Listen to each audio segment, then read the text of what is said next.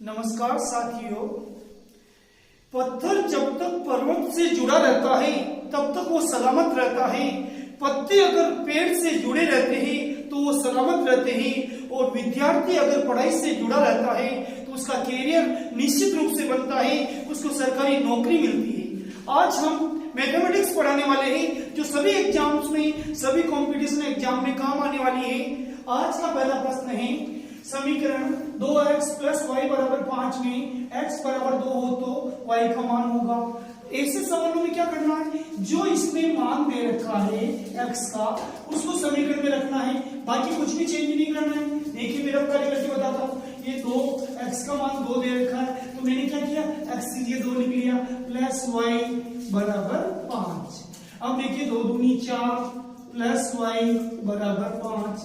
क्या होगा, हमें जिसका मान चाहिए उसको तो अकेला रख देंगे और जो प्लस के 4 है ना पक्षांतर होके इधर आ जाएंगे, लोड की बिंदु घर को आ जाएगा तो 5 में से 4 जाएगी, कितना आएगा 1। तो देखिए y का मान कितना आएगा 1। अब इसमें 5 ऑप्शन दे रखे, जो 1 वाला है वो सही कर देंगे। आज का दूसरा प्रश्न है मेरे बच्चों, ब्रैकेट में लिख रखा है -3,4 कौन से पाद में स्थित है। पाद को मैं बोल रहा हूं तो आप कुछ गलत मत समझ जाना, पाद को चतुर्थांश भी कहते हैं। तो इसके लिए हम एक हल्का सा ग्राफ बनाएंगे, बीच में 0 लिखेंगे, फिर 1 2 3 4।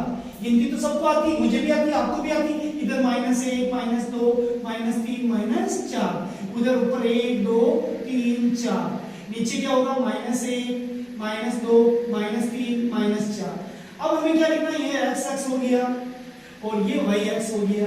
अब आपको बताना है पहला मान किसका होता है, x का, तो -3 x पे ढूंढेंगे तो ये रहा -3। और दूसरा मान किसका होता है, y का, तो ये y का 4, y की लाइन में 4 यहाँ है तो ये इधर से निकलेगा। ये निकला गड्ढे के रास्ते में एक मोड़ आया और यहाँ हमने एक बिंदु बनाया। तो बताइए कौन सा पार्ट हुआ, ये फर्स्ट पार्ट, ये सेकंड, ये थर्ड, ये फोर्थ। अब आप बताइए क्या आंसर आ रहा, द्वितीय पाद, द्वितीय चतुर्थांश।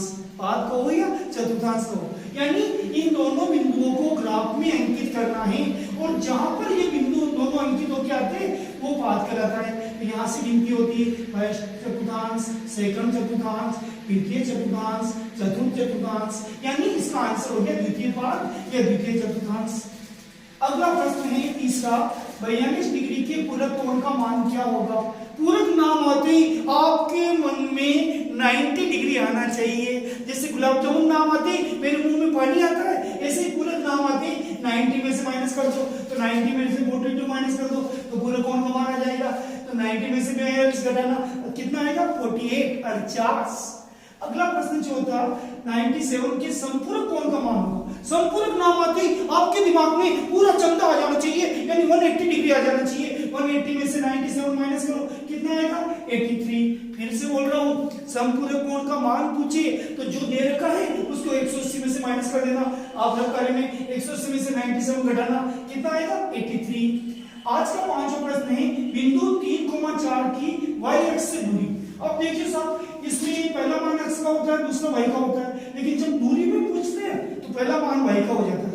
बताइए y अक्ष से दूरी क्या होगी 3। उल्टा करना पड़ता है, जो पहला मान x का होता है दूसरा y का होता है, उसी को दूरी में बदल दिया जाता है तो पहला मान y अक्ष की दूरी हो जाता है। तो y अक्ष की दूरी कितनी 3। अगला प्रश्न है छठा, इससे आमने सामने कोण बने हैं, ये 60 डिग्री का है तो x का मान पूछ रहा है। तो मैं आपको एक बात बताता हूँ, आमने सामने के कोण क्या कहलाते हैं, सीसा बिंदु कोण। और सीसा बिंदु कोण आपस में बराबर होते हैं। मैं तेरी मीना तू मेरा तोता, मेरा दिल तोता बन जाए, ये सब मिठू मिठू बोले हाय। यानी ये जो अंकल जी 60 साल के हैं तो इसकी आंटी भी कितने साल की होगी 60 की होगी, x का मान 60 हो जाएगा। आज का सातवां प्रश्न है, बहुपद x प्लस 6 बराबर 0 का शून्य है। जमाना भी बहू का है, सास का जमाना चला गया क्योंकि सास भी कभी बहू थी।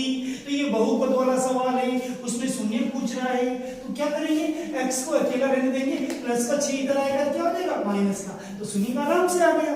पक्षांतर करना हमें छोटी क्लासों में आता है, अब तो आप कॉम्पिटिशन एग्जाम की तैयारी कर रहे हो तो प्लस का 6 0 की तरफ आएगा क्या हो जाएगा माइनस का 6।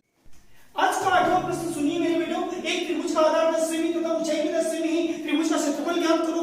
क्षेत्रफल जब भी पूछी मेरे पुत्र तो आपको याद होना चाहिए सूत्र, और जिसको याद है सूत्र उसके भविष्य में आसानी से होगा पुत्र। तो देखिए त्रिभुज का क्षेत्रफल का सूत्र मेरा कार्य में लिख रहा हूं 1/2 इंटू आधार इंटू ऊंचाई। एक जने की शादी हुई, बेटी बेटी में 2 आधार। तो यहाँ क्या कर रहा, मेरी जगह आना मैं मम्मी को कहूंगा। तो आधार का मान 10, ऊंचाई तो ऊपर किसी गिर जाएगी, थोड़ी नीचे आई, ये देखो 10 नीचे आ गया। अब देखो काटो, 2 एकम 2, 2 पंजे 10, 5 को 10 से गुणा करिए 50। और ध्यान रखना क्षेत्रफल के पीछे क्या लगता है, सेमी स्क्वायर। जैसे भाई के पीछे मुन्ना भाई लगता है ना, ऐसे ही क्षेत्रफल के पीछे सेमी स्क्वायर लगता है। अगला प्रश्न 9वां, वर्ग अंतराल 60 से 70 की ऊपरी सीमा। ऊपरी सीमा यानी बड़ी संख्या, छोटी संख्या को निम्न सीमा कहते हैं और बड़ी संख्या को क्या कहते हैं, ऊपरी सीमा। तो बताइए इसमें ऊपरी सीमा क्या होगी, 70। फिर से सुनो, इसमें अगर निम्न सीमा पूछता तो छोटी संख्या लिखते हैं और ऊपरी सीमा पूछ रहा तो क्या होगा, बड़ी संख्या लिखेंगे। बड़ी संख्या कितनी, 70, तो इसकी ऊपरी सीमा 70 हो गई। अगला प्रश्न जो आज का अंतिम प्रश्न होगा, मैं सिर्फ छोटे छोटे कैप्सूल इसलिए डाल रहा हूँ कि बच्चों का मन लग जाए, क्योंकि कंपटीशन एग्जाम में मैथ्स में क्या बच्चे 5 मिनट से ज्यादा कंसंट्रेशन नहीं रख पा रहे। इसलिए आज का अगला प्रश्न है बहुपद 2 + x² + x में x² का गुणांक है। गुणांक उसे कहते हैं जो जिसका गुणांक पूछे ना उसके आगे जो संख्या हो, तो इसके आगे कोई संख्या नहीं है। तो जब कोई संख्या नहीं है तो क्या लिखते हैं, 1। जैसे जिस किसी का कोई नहीं होता उसका ऊपर वाला होता और ऊपर वाला हमेशा 1 होता है। ऐसे ही गुणांक जब कुछ नहीं दे रखा हो, x² का गुणांक पूछा, उसके आगे कोई संख्या नहीं, जैसे भगवान नहीं दिखता ऐसे संख्या नहीं दिखती, भगवान भी 1 होता और गुणांक भी 1, तो इसका गुणांक क्या हो जाए, 1। आज हमने मैथमेटिक्स के बहुत प्यारे प्यारे प्रश्न कराए और मेरे प्यारे प्यारे बच्चों, प्यारी प्यारी बेटियों, इन प्रश्नों को जरूर दोहराना और आगे चल के नौकरी में नंबर लाना। आपको भी जिंदगी बनेगी और मुझे भी अच्छा लगेगा। कृपया इस वीडियो को लाइक करें, शेयर करें, कमेंट करें, सब्सक्राइब करें। धन्यवाद।